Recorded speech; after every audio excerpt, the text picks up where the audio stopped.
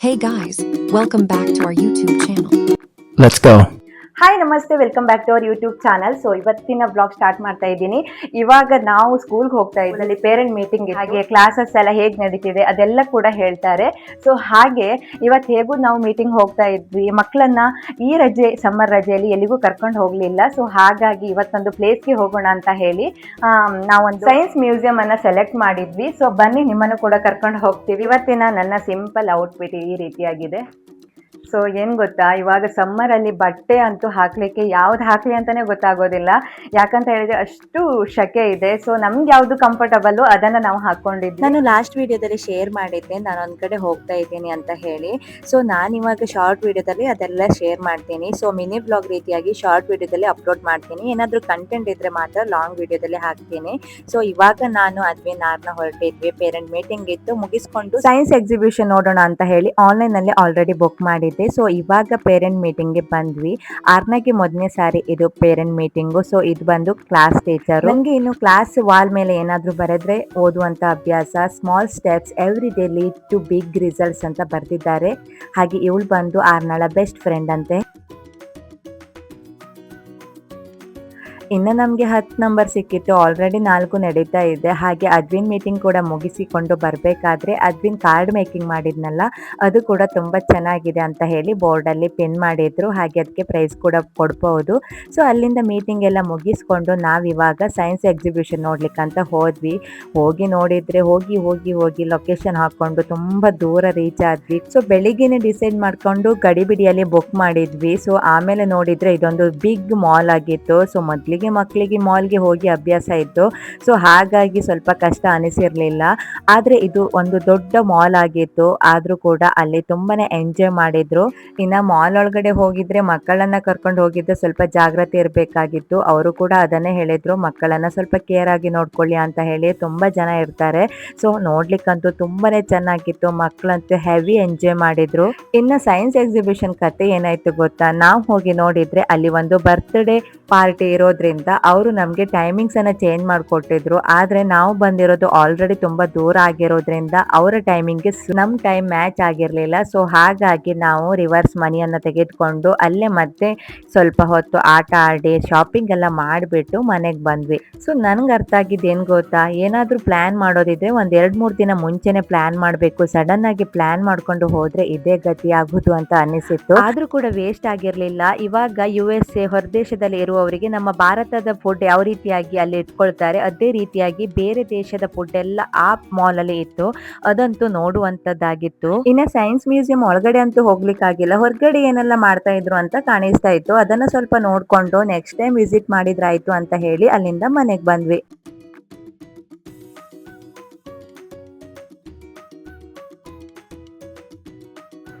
Hi namaste, welcome back. ಹೊರಗಡೆ ಹೋಗಿ ತುಂಬಾನೇ ಸ್ಟ್ರೈನ್ ಆಗಿತ್ತು. ಸೊ ಹಾಗಾಗಿ ವಿಡಿಯೋ ಮಾಡ್ಲಿಕ್ಕೆ ಆಗಿಲ್ಲ. ಹಾಗೆ ಇವತ್ತು ಅಮ್ಮನ ಬರ್ತ್ಡೇ ಇತ್ತು. ಬೆಳಿಗ್ಗೆ ಒಂದು ಕೇಕ್ ಮಾಡಿರುವಂತ ವಿಡಿಯೋನ ಮಾಡಿದ್ದೀನಿ.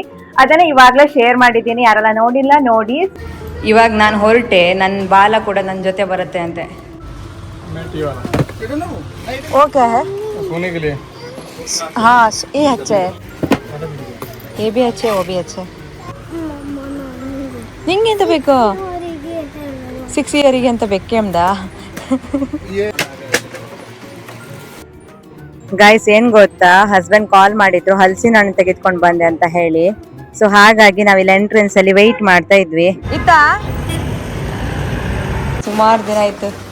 ವಾವ್, ಈ ವರ್ಷದ ಮೊದಲ ಹಲಸಿನ ಹಣ್ಣು. ಸೊ ಫೈನಲಿ ಇವಾಗ ನಾವು ಹೊರಟ್ವಿ. ಆಟೋ ಬುಕ್ ಮಾಡಿದ್ದೆ. 197. 1 ಅವರ್ ಆಯ್ತಾ ಜರ್ನಿ ಮಾಡಿ?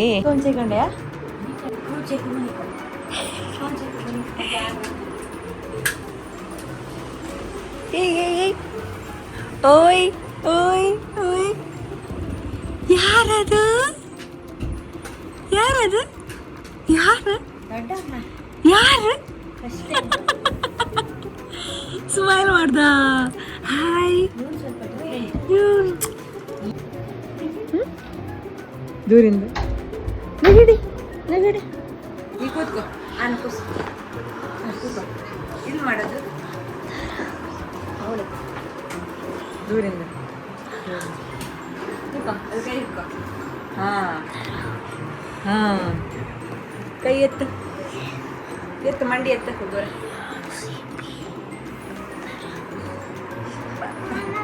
ಮಾತಾಡ್ಸ ಹೊತ್ತಿಗೆ ಫುಲ್ ಹ್ಯಾಪಿ ತಮ್ಮನ್ ನೋಡಿ ಅದು ಇಷ್ಟ ಆಯ್ತು ನಿನಗೆ ಹೌದಾ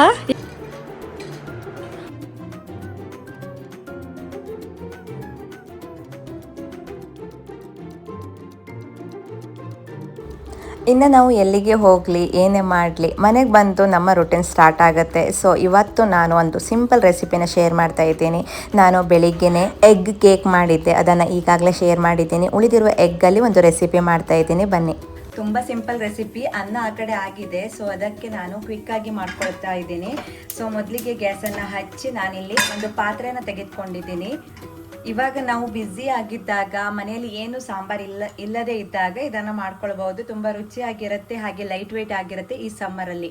ಸೊ ಇವಾಗ ನಾನು ಬಿಸಿ ನೀರಿನಲ್ಲಿ ಹುಣಸೆ ಹಣ್ಣನ್ನು ನೆನೆಸಿಟ್ಕೊಂಡಿದ್ದೆ. ಯಾಕಂತ ಹೇಳಿದರೆ ಬಿಸಿ ನೀರಿನಲ್ಲಿ ನೆನೆಸಿದಾಗ ಬೇಗ ಅದು ನೆನೆದ್ಬಿಡುತ್ತೆ. ಸೊ ಹಾಗಾಗಿ ಅದನ್ನು ಕೂಡ ಇವಾಗ ಮೊದಲಿಗೆ ಒಂದು ಪಾತ್ರೆಗೆ ಹಾಕ್ತಾ ಇದ್ದೀನಿ. ಸೊ ಇದನ್ನು ಅದೇ ಪೇಸ್ಟ್ ರೀತಿ ಮಾಡಿಕೊಂಡು ಕೂಡ ಹಾಕ್ಕೊಳ್ಬೋದು. ನಾನು ಹಾಗೆ ಹಾಕ್ತಾ ಇದ್ದೀನಿ, ಮಿಕ್ಸ್ ಆಗಿಬಿಡುತ್ತೆ. ಸೊ ಅದ್ರ ಜೊತೆ ಸ್ವಲ್ಪ ನೀರು ಕೂಡ ಹಾಕ್ಬಿಡ್ತೀನಿ ಇವಾಗಲೇ. ಹುಣಸೆ ಹಣ್ಣು ಚೆನ್ನಾಗಿ ಸಾಫ್ಟ್ ಆಗಿದೆ, ಇದರಲ್ಲಿ ಬೀಜ ಏನೂ ಇಲ್ಲ, ಆಲ್ರೆಡಿ ತೆಗೆದಿದ್ದೀನಿ. ಸೊ ತುಂಬ ಬಿಸಿಯಾಗಿತ್ತು ನೀರು, ಯಾಕಂದರೆ ನಾನು ಕ್ವಿಕ್ಕಾಗಿ ಮಾಡ್ತಾ ಇದ್ದೀನಿ. ಸೊ ಇದನ್ನು ತುಂಬ ಸರಿ ಮಾಡಿದ್ದೀನಿ, ಚೆನ್ನಾಗಿರುತ್ತೆ. ನಿಮಗೂ ಕೂಡ ಬ್ಯುಸಿ ಆಗಿದ್ದಾಗ ಇದನ್ನು ಮಾಡ್ಕೊಳ್ಳೋದು ಹೇಗೆ ಅನ್ನೋದನ್ನು ಶೇರ್ ಮಾಡೋಣ ಅಂತ ಹೇಳಿ ಹೊರಟಿದ್ದೀನಿ. ಸೊ ಇದು ಈ ರೀತಿಯಾಗಿರುತ್ತೆ. ಚೆನ್ನಾಗಿ ಮಿಕ್ಸ್ ಮಾಡಿದ್ದಾದಮೇಲೆ ಇದಕ್ಕೆ ನಾನು ಒಂದು 2 ಟೊಮೆಟೊ ಹಣ್ಣನ್ನು ಕಟ್ ಮಾಡಿ ಹಾಕ್ತಾ ಇದ್ದೀನಿ. ಜೊತೆಗೆ ಒಂದು 4ರಿಂದ 5 ಬೆಳ್ಳುಳ್ಳಿ ಹೆಸಳನ್ನು ಗುದ್ದಿ ಹಾಕ್ಕೊಳ್ತಾ ಇದ್ದೀನಿ. ಇನ್ನು ಇದಕ್ಕೆ ಸ್ವಲ್ಪ ಹಳದಿ ಪೌಡರ್ ಕೂಡ ಹಾಕಬೇಕು, ಎಲ್ಲ ಒಟ್ಟಿಗೆ ಹಾಕ್ಕೊಳ್ಳುವಂಥದ್ದು. ಸೊ ಇಲ್ಲಿ ನಾನು 1 ದೊಡ್ಡ ಟೇಬಲ್ ಸ್ಪೂನ್ ಆಗುವಷ್ಟು ರಸಂ ಪೌಡರನ್ನು ಹಾಕ್ತಾ ಇದ್ದೀನಿ. ಜೊತೆಗೆ ಖಾರಕ್ಕೆ ಸ್ವಲ್ಪ ಅಚ್ಚ ಖಾರದ ಪುಡಿ ಅರ್ಧ ಟೇಬಲ್ ಸ್ಪೂನ್ ಮಾತ್ರ ಹಾಕ್ತಾ ಇದ್ದೀನಿ. ಇವಾಗ ರುಚಿಗೆ ತಕ್ಕಷ್ಟು ಉಪ್ಪು, ನೀರನ್ನು ನೋಡಿಕೊಂಡು ಹಾಕ್ಕೊಳ್ಳಿ. ನಾನೀಗ ಸ್ವಲ್ಪ ನೀರನ್ನು ಹಾಕಿದ್ದೇನೆ. ಇದಿಷ್ಟನ್ನು ಚೆನ್ನಾಗಿ ಮಿಕ್ಸ್ ಮಾಡೋದು. ಇಷ್ಟೊಂದು ಐಟಮನ್ನು ಹಾಕಿ ಸಣ್ಣ ಉರಿಯಲ್ಲಿ ಒಂದು 5ರಿಂದ 10 ನಿಮಿಷ ಚೆನ್ನಾಗಿ ಇದನ್ನು ಕುದಿಸ್ಕೊಳ್ಳೋಣ. ಟೊಮೆಟೊ ಸಾಫ್ಟ್ ಆಗಿ ಚೆನ್ನಾಗಿ ಇದರಲ್ಲಿ ಬೇಯಬೇಕು.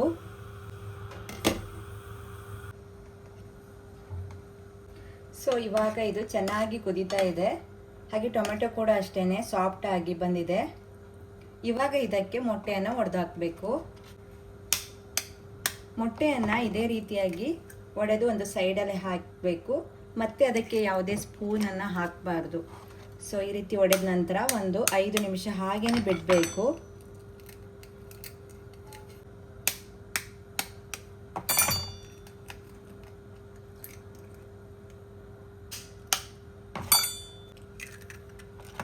ಸೊ 4 ಮೊಟ್ಟೆ ಇತ್ತು, ಎಲ್ಲವನ್ನ ಒಡೆದು ಹಾಕಿದ್ದಾಯಿತು. ಹಾಗೇನೆ ನಾನು ಇದನ್ನು ಬಿಟ್ಬಿಡ್ತೀನಿ. ಅದಕ್ಕೂ ಮೊದಲು ನಾನು ಮೇಲ್ಗಡೆ ಸ್ವಲ್ಪ ಕೊತ್ತಂಬರಿ ಸೊಪ್ಪನ್ನು ಕೂಡ ಹಾಕ್ಬಿಡ್ತೀನಿ ಇವಾಗಲೇ. ಸೊ ಫ್ಲೇವರ್ ಚೆನ್ನಾಗಿ ಬಿಟ್ಕೊಳ್ಳುತ್ತೆ ಸಣ್ಣ ಉರಿಯಲ್ಲಿ. ಇನ್ನು ಕೊನೆಗೆ ಒಗ್ಗರಣೆ ಕೂಡ ಮಾಡಬೇಕು. ಒಂದು 4 ನಿಮಿಷ ಬಿಟ್ಟು ಇದನ್ನು ಮಿಕ್ಸ್ ಮಾಡ್ತೀನಿ ಸ್ವಲ್ಪ. ಸೊ ಇವಾಗ ರಸಂ ಕೂಡ ಆಯಿತು, ಚೆನ್ನಾಗಿ ಮೊಟ್ಟೆ ಬಾಯ್ಲ್ ಆಗಿದೆ. ಜಸ್ಟ್ ಈ ರೀತಿ ಮಾಡಿದರೆ ಆಯಿತು. ಎಷ್ಟು ಕಲರ್ಫುಲ್ ಆಗಿ ಕ್ಯೂಟಾಗಿ ಬಂದಿದೆ ನೋಡಿ. ಸೊ ಆ ಕಡೆ ನಾನು ಒಗ್ಗರಣೆ ಮಾಡ್ಕೊಳ್ಳಿಕ್ಕೆ ಒಂದು ಒಗ್ಗರಣೆ ಪಾತ್ರೆನ ಇಟ್ಕೊಂಡಿದ್ದೀನಿ. ಸೊ ಇವಾಗ ಅದಕ್ಕೆ ಸ್ವಲ್ಪ ತುಪ್ಪವನ್ನು ಹಾಕ್ತಾ ಇದ್ದೀನಿ. ಇವಾಗ ನಾನು ಸ್ವಲ್ಪ ಸಾಸಿವೆ ಹಾಗೆ ಜೀರಿಗೆ ಜೊತೆಗೆ ಒಣಮೆಣಸನ್ನು ಕೂಡ ಹಾಕ್ತಾ ಇದ್ದೀನಿ. ಹಾಗೆ ಸ್ವಲ್ಪ ಕರಿಬೇವಿನ ಸೊಪ್ಪು ಇದಿಷ್ಟನ್ನು ಒಗ್ಗರಣೆಗೆ ಹಾಕಿದ್ದೇನೆ. ಸೊ ಚೆನ್ನಾಗಿ ಚಟಪಟ ಅಂತ ಆದಮೇಲೆ ಇವಾಗ ಇದನ್ನು ನಾನು ರಸಮ್ಗೆ ಹಾಕ್ತಾ ಇದ್ದೀನಿ. ತುಪ್ಪ ಆಗಿರೋದ್ರಿಂದ ಸ್ವಲ್ಪ ಹೊಗೆ ಬಂತು, ಎಣ್ಣೆ ಆದರೆ ಈ ರೀತಿ ಆಗೋದಿಲ್ಲ. ಸೊ ಫೈನಲಿ ನೋಡಿದ್ರಲ್ಲ, ರಸಮ್ ರೆಡಿ. ತುಂಬ ಟೇಸ್ಟಿಯಾಗಿ ಬರುತ್ತೆ, ಒಮ್ಮೆ ಟ್ರೈ ಮಾಡಿ. ಸೊ ಇವಾಗ ಊಟ ಮಾಡಿಬಿಡೋಣ.